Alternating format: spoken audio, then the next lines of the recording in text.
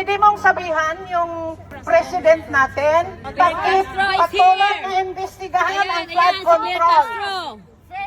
Ang flood control, ibalik ang pera. Binibili nyo na lahat ng mga congressman, mga senador, at ang mga justice system. Mahiyang naman kayo!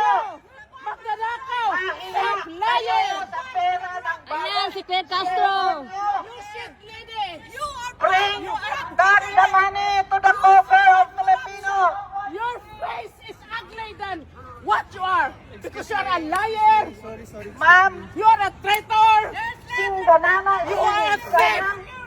Ilungdanan ako, singganan ko kagwapa sa inyo. Pero tani, ang kwarta sang Pilipino, ibalik nyo. Kaluoy ang mga Pilipino. Ginaubos na ninyo ang kwarta sa flood control. Please. Please. Please. Bring the money to the Filipino people. We have a big Nagpatulong ng flood pulis si Claire control Castro. projects. Nagpatulong come right ng ano, now. Okay. nagpatulong ng pulis. Is freedom of speech. Is freedom of speech our... Yeah, that's the secretary. Who is staying Secretary. right now in a 5,000 suite. Yan siya.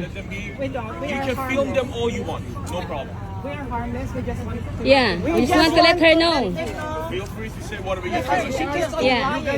She lies all the We are not harassing you. We are not harassing you.